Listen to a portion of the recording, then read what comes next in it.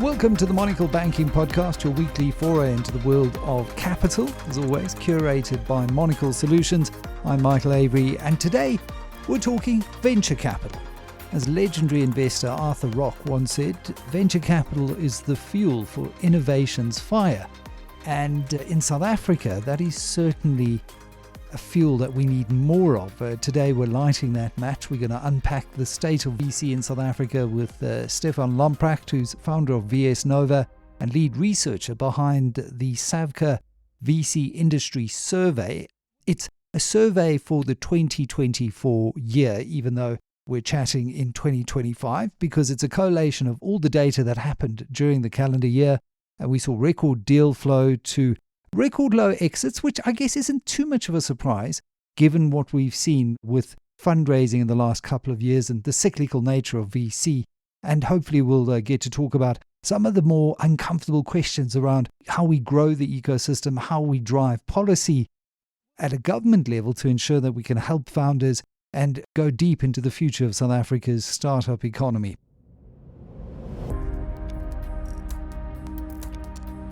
Stephan, welcome. Always great to chat to you, and this really is the definitive survey of venture capital in the country. But when we kick off, I think for some, the definition of VC can be a bit fuzzy, especially because it's often used interchangeably with terms like private equity or angel investing or even startup funding. So let's just strip it down to its core.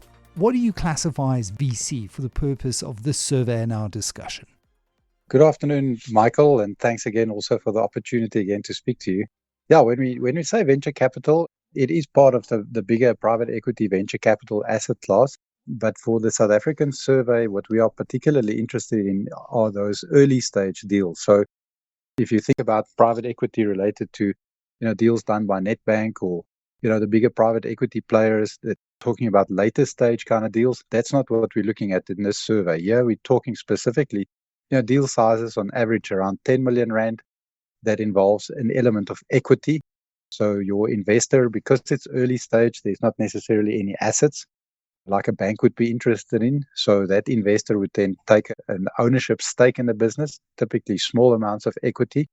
And then these deals are very much in the high risk, high growth category. So because there's this aspiration for high growth to offset the risk of getting involved, there's a lot of early stage kind of focus around the due diligence and the nature of the future prospects of that business.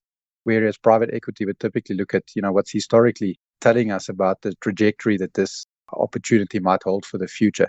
That we don't have in venture capital, so we got to look at the equity and then do that due diligence on, our expectation of what the market can expect in the future. Yeah, and why in venture capital often so much depends on the jockey, because you're not coming with any kind of financial track record against which one could do a proper valuation or due diligence on. But you look at everything from pre-seed all the way through to seed capital, your pre-series, and then series A, B, and C, all the way to maybe buyout and rescue, turnaround and replacement capital. So really is that full gamut.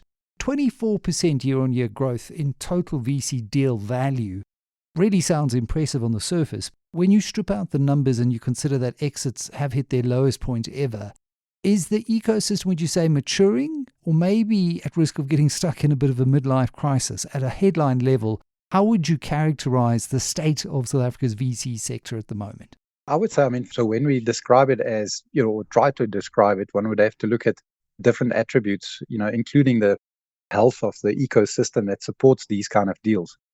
And there one can definitely, if you look at the last couple of years and where we've come from over the last decade, both in terms of the number as well as the value of those deals, it's ramped up quite considerably, and it seems to be doing that year on year. But other elements that talk about maturity, such as, for example, the number of VC investors, that's increased quite a lot.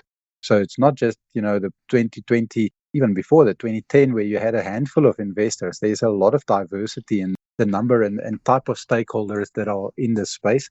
And then importantly, if you look at the support mechanisms in terms of other elements related to, for example, venture debt, the advisory around support of startups, the demographics, as well as the variety and diversity in the sectors that's being targeted by venture capital in South Africa, definitely maturing. I would say a lot better than what it was in the past. What stands out, and we'll probably touch on that later, if you look at the amount of co-investment, especially around co-investors from people that are in the market space for these kind of innovations, the products and services that come out of these startups, that tells us that the appetite for absorbing these kind of innovations has picked up quite a lot. And that has traditionally been, the biggest, I would say, impediment for startup entrepreneurs in South Africa. If you walk around the corridors, everybody would say we need money. Money is going to change everything. But it's not money, it's market access. So the fact that we've had such an uptick in corporate co-investors and impressively international co-investors, that really tells us a lot about, what the market prospects for these startups are looking like and what we can expect for the future. So I agree with you, the exits are low, but in terms of, the sector itself, definitely maturing. And I think there's a lot of encouraging signs in what you've just said and what the survey paints around the sector, and the fact that we're seeing co-investment, increasingly international co-investment as well. And we'll come to maybe how we could build from there, because I know there are still some impediments when we talk about exchange controls and that kind of thing. But while we're staying on the survey's key findings, Series A dominated in 2024. I think over 42% of deals were in the Series A type of category. Is this a healthy sign of that ecosystem maturation that you were talking about, or maybe a signal that early stage, higher risk bets, so your kind of pre-seed funding or angel investing, is drying up a little bit due to constraints on seed funding? How do you read that Series A dominance? So in layman's terms, when we say Series A, we're talking about companies that have started to show what their future prospects look like. So they're starting to get traction in the market. Whereas Series A, we're starting to look at post-revenue, so companies that are already generating revenue and that might even start becoming profitable. That's here in the mid-level of the different stages that we look at, where the early stages would be pre-seed and seed capital. And those would be deals that involve people that are literally investing off a business plan. Now, if you're an investor in South Africa, there's enough money chasing a few deals, if you want to put it in that context. So I would say, and there might be people that would disagree, but on general, the investors are spoiled for choice. So therefore they don't need to go that early, because there's so many tier level that they can work from, where the risk is lower. There's already a proven product or service that's out there. But an interesting thing, I think what is really going to pick up, and I'm quite excited around that, when you talk pre-seed and seed capital being that, off the business plan, kind of really trying to demonstrate a prototype or demonstrate that there's a potential business case for that new idea. That is typically, more the space that you would like government to play in, because government's role is to go and look at where is the economy not firing the way it should be firing. Where are those innovations that the market needs that cannot get off the ground? The private investors are not willing. Over the last couple of years, you're aware of the SA fund, which is a fund of fund that invests in some of your private investors, but increasingly their backers, would be the South African government and your pension funds, your discoveries and so forth. And what is happening from the Department of Science, Technology and Innovation, which has historically 20 years ago had an instrument called the Innovation Fund that then became TIA, the Technology Innovation Agency. Well, Innovation Fund is back as an instrument of the Department of Science, Technology and Innovation, and putting in money into instruments like the SASME Fund, and therefore really de-risking getting involved in those really earlier stage opportunity space. Now, the models to do that and the sustainability around that, I think we're going to, go through a couple of iterations to really find the sweet spot. But, that's exciting news, because that means that we're not just working on those good deals, but we're also, putting out the bread on the water kind of scenario to really stimulate the economy in different areas that are important. And that's really what we need to see, more bets on the nascent startups in the ecosystem, because yes, it's good to see that there's a lot of investment going into those that are just post-revenue and they've got a proven business case, but you also need to build that pipeline. And encouraging to hear you say that the Technology Innovation Agency and those kinds of government-led initiatives are coming back into the marketplace, because I think for many years, and certainly during the dark years of state capture, many of those government projects were almost afterthoughts, and we really need to see that come back into the market. Coming back to exits, only 3 last year, but if you look at the complete venture capital cycle, how much of this is just a function of where we are in the cycle, and we've seen good fundraising in the last couple of years, versus more function of our macro challenges and the exit opportunity that exists in South Africa? No, absolutely. I mean, 3 is very low, and keep in mind that is the 3 that's been reported. That doesn't include, people that are doing partial exits or doing deals off record that we're not aware of. But generally speaking, that is low. But I agree with you. If you look at venture capital, cyclical investment space, which means that, during the first phase, investors would be raising capital to build their funds. Then they would start looking for pipeline and building pipeline, and they'd do the deals. And then for, depending on what sector they're investing in, spend, 4, 5 or, 7 years to mature those deals, and then have a lot of exits at the latter part of that cycle. We saw 3 or 4 years ago, especially on the back of COVID, where people consolidated their portfolios and really used the opportunity to channel their investment into those deals that were deemed to be very appropriate to the market at that time. Well, then we had record numbers in the exit space. Now we've got record numbers in the non-exit space, if you want to put it that way. So I think it is to be expected, but still, it is necessary to go and ask the question to say, if we talk venture capital, those institutions that put money into VC investors, they're doing it on the same basis as you and I would buy a house and fix it up and sell it. If we cannot sell that house, we cannot get our money back. So that liquidity of the market is got to be there. Otherwise, VC space itself cannot function. We cannot get new capital in. And I think it is important to unpack that and understand if there are indeed structural reasons or realities that are keeping our investors from exiting as much as what they should be. So when you survey the fund managers and the players in the ecosystem, what are they citing as hindrances to exit activity beyond just the cyclical factors? I think the first thing, that stood out from what they were saying to us is that really in South Africa, in comparison to your really advanced VC markets like you would see in the media on, Silicon Valley or, in London or whatever the case may be, there you've got different tiers of VC investors. Whilst our investors have to cover the full spectrum. So we mentioned all those stages from pre-seed, seed, Series A, B, C. There you would have investors that focus in one specific sector, like, for example, biotech or ICT, and that would focus typically on Series B kind of deals. And they would canvass the pipeline and the portfolios of those investors that are in Series A or maybe the pre-Series A investors. We don't have that. So if you look at our numbers, you would see that a lot of the investors that do the first investment are also the ones that's got to do, round 2, round 3, round 4. There are some of these guys that have got to come back for, a 6th or a 7th time because the needs of that startup change as they are developing, but there's nobody else that can come in, at a later stage. So that prohibits the original investor from exiting, because if you look around the world, most of that exit activity is to a follow-on VC investor and then later a private equity investor. So that would be the number one reason that stands out. Then we've got other things. We don't really have an IPO kind of market like you would have in USA, especially at these really early stage level. The remuneration around equity and giving employees equity, that's not a structure or an incentive that you really see in South Africa. So our options are fewer. And then, there are additional things that complicate things. Like, for example, if you take BEE, a lot of your big companies that, and I mentioned the co-investment from corporate investors, a lot of them do that on the back of their ESD requirements, so enterprise and supply development requirements, where they get BEE points for investing in these small companies.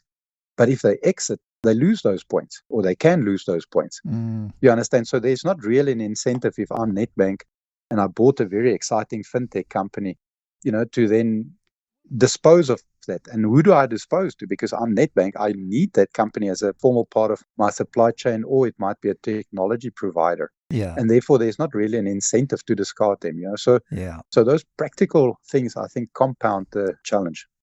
There must be a way around that. For example, Stephan, if you look at if a company can demonstrate it's backed and supported a local startup that has a very high BEE rating and then exits that, you can say to government, well, look, we've grown a young black entrepreneur, young black business, and we've supported them to the point where we can exit. And that's got to count for something in the way we account for BEE points. But again, it shows the complexity that often, gets lost in some of the debate around operating in South Africa.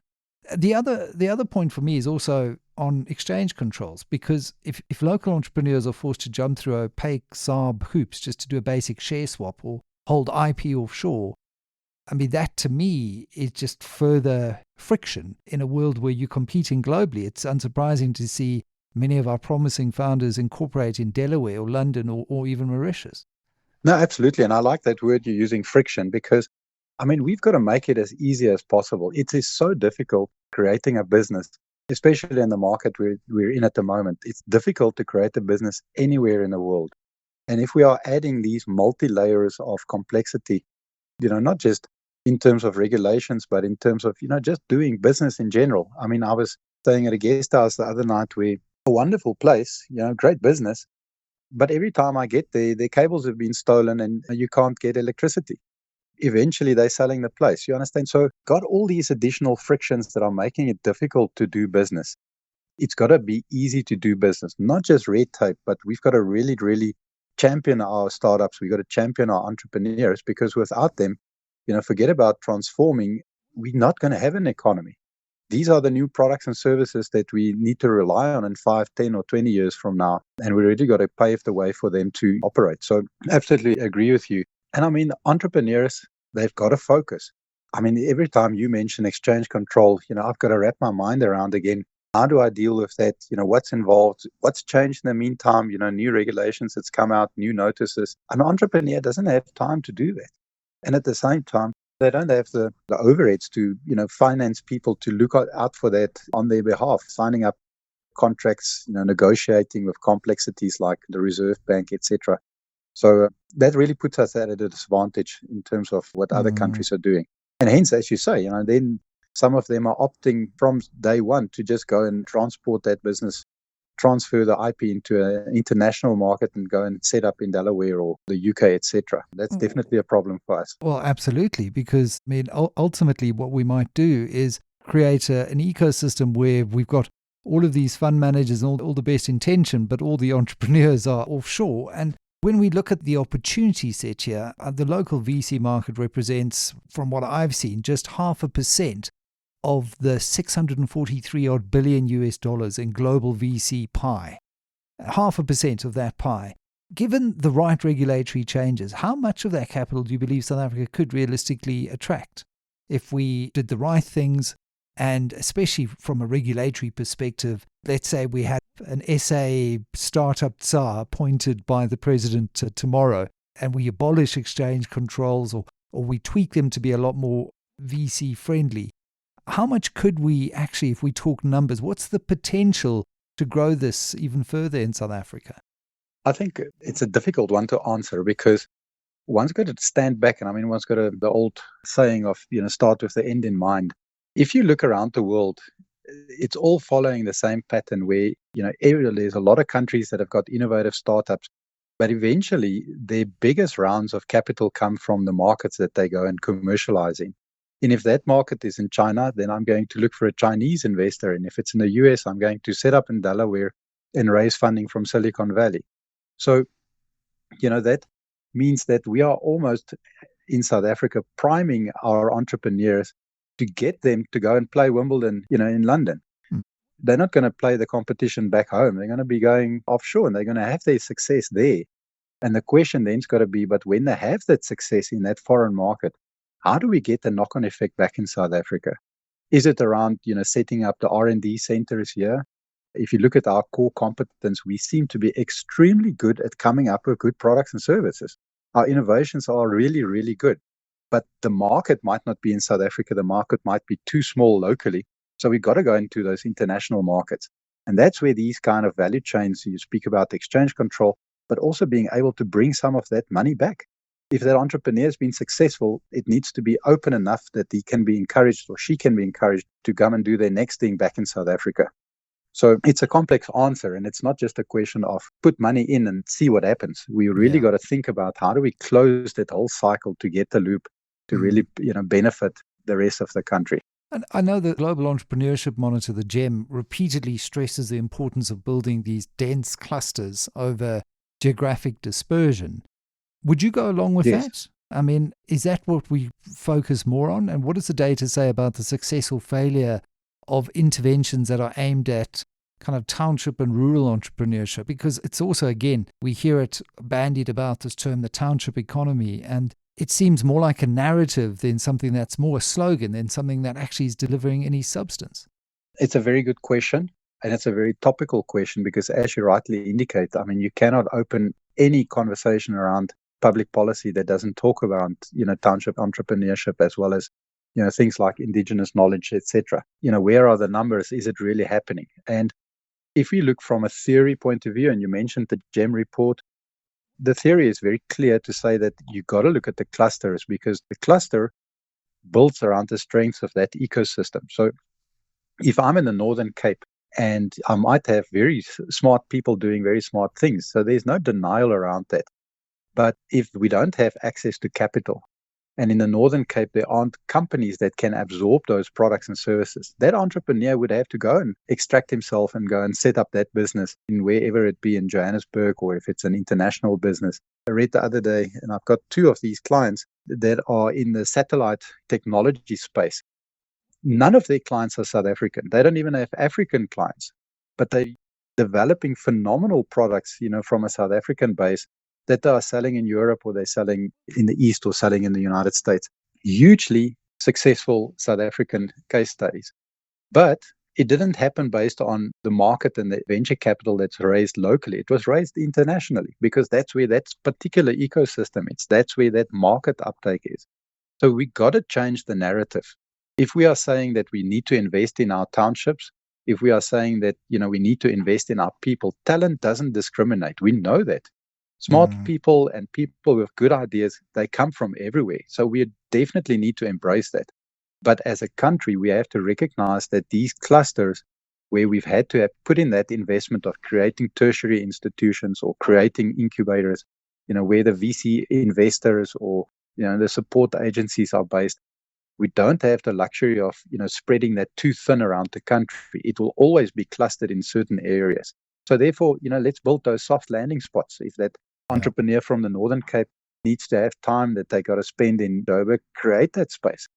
And they do that anyway. And that brings in, are these things politically minded because it sounds good, or are they rooted in reality? Yeah. The entrepreneur that really has a good idea, they will go to the ends of the world to go and establish themselves where they believe they need to be successful.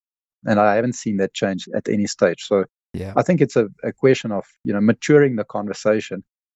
And let's be honest, we got to move away from assumptions, and we got to challenge assumptions and be honest, because the more we perpetuate the assumptions, the longer it takes for us to rectify whatever we need to do to get stronger as an economy.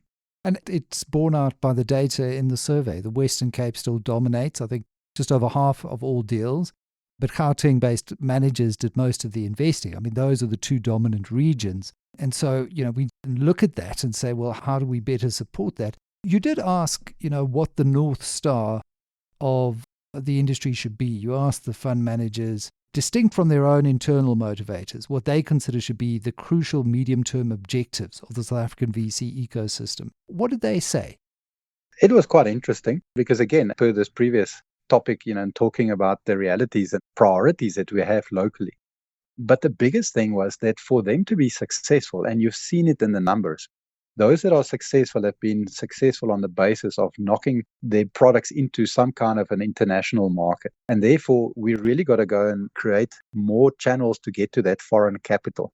So the number one thing that they've cited as the North Star should be around increasing foreign direct investment, and then creating those kind of networks for local entrepreneurs to be able to piggyback on whatever mechanism is necessary to get into that growth market. And I think, again, it shouldn't be news to us. Venture capital is a very specialized asset class. And for it to be successful, it needs to have that scalability. So that scalability needs to be there where, if you look at the 70 to 80% of investment that goes into ICT, it means that it has got global appeal. So where do I need to be, to go and commercialize that? Is it in Ireland? Is it in the Netherlands?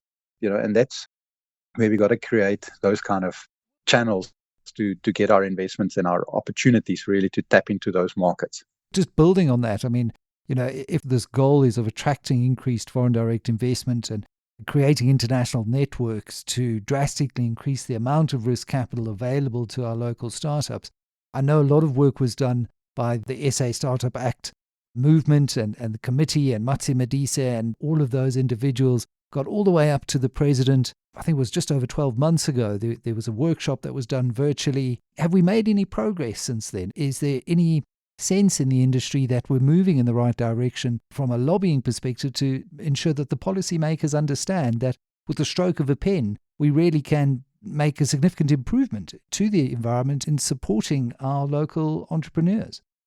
Michael, I am a personal believer, and I would say I'm probably more a half glass, full than a half glass empty kind of person. But in the end, sense will prevail.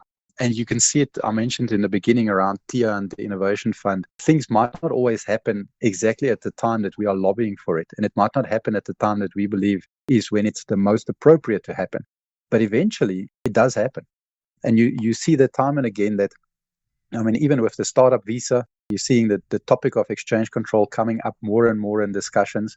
If you look at the kind of support that, Department of Science, Technology and Innovation is putting into really transforming the venture capital space, not just from the sake of demographic transformation, but saying, if we're talking about 300 or 400 startups at any time that's been venture backed, why is it not 3,000 or 4,000 or 30,000 or 40,000? So I think the penny is dropping. It's always dropping. As you know, we've got so many crises that are hitting our leaders, so for them to be able to pick between these different battles, I don't envy them that position. But I see an improvement, and you can see it in the numbers as well, that eventually the things that we are calling for, as Jan Smuts said way back when, it's never as good as what we would like it to be, but it's also never as bad as what, it can be. So we're getting there. And I believe that there's more goodwill than not in this space. You mentioned this earlier. If you look at this current way that VC is structured, and you look at the numbers of how much of the deal activity involves international co-investment, and you have to demonstrate to, Treasury that putting money into the space is going to benefit our economy. And then somebody points out to say, but is it going to benefit our economy, or are we going to benefit those investors that are in Silicon Valley, etc.? It's very complex to do that. It's very difficult to answer these questions. And I don't envy them that position. We have to go back. And again, we can fall back on something like the GEM report that very clearly outlines, those priorities around opening up markets, reducing that friction, increasing the support for startups, not just through VC, but at the national level. We need the president to really champion it, appoint that startups are. Because if that policy is not there, it will never accelerate its impact as fast as what is necessary. Very true. But, I suppose on the other side, we could also do some research to demonstrate to Treasury how much potential tax revenue is lost to founders going and establishing themselves in other jurisdictions. Absolutely. These are the knotty issues that the policymakers have to deal with. There's always trade-offs. And if you look at it, the old 12J tax incentive, for example, is gone. There was some abuse, absolutely. But there was also a lot of good that was done under that incentive.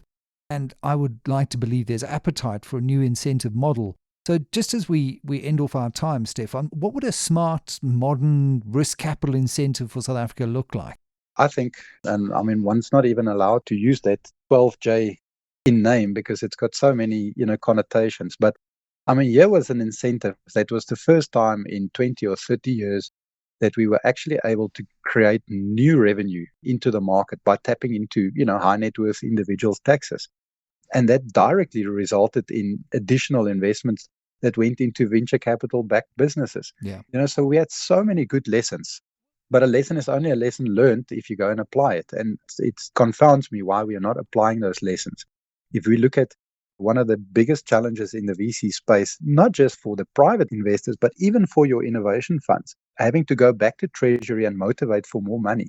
The biggest challenge is capital raising. And there was 12J that in no time, amounted to 11 or 12 billion rands of additional capital raised through high net worth individuals. So there's lessons there. We have to apply them. And I wouldn't necessarily see a different incentive. I would see the same incentive that just goes and closes, the loopholes, and that speaks to those specific markets that we believe should be prioritized. Yeah, I honestly think if we were to look at the handful of bad actors versus the net positive that the incentive generated, it's an absolute no-brainer. But to your earlier point, I'm slightly more of an optimist. Even though I'm a journalist, I'm naturally cynical and jaundiced about these things. I do get a sense that, the direction of travel is improving, and that's really what we need to focus on. Well, that brings us to the end of another Monocle Banking podcast. A big thank you to Stephan Lamprecht for helping us see not just the hurdles, but also the possibilities. South Africa's startup story is still being written, and I think with the right reforms and certainly the right will, the next chapter could be one of our best yet. The talent's here, the ideas are here. All we need now is really the courage to clear the path. Until next time, keep building and keep believing. If you want to reach out to Stephan, I'm sure you can find all of his details on the SAVCA website, along with this fantastic research into South Africa's very vibrant venture capital ecosystem. Until next time, I'm Michael Avery. Take care.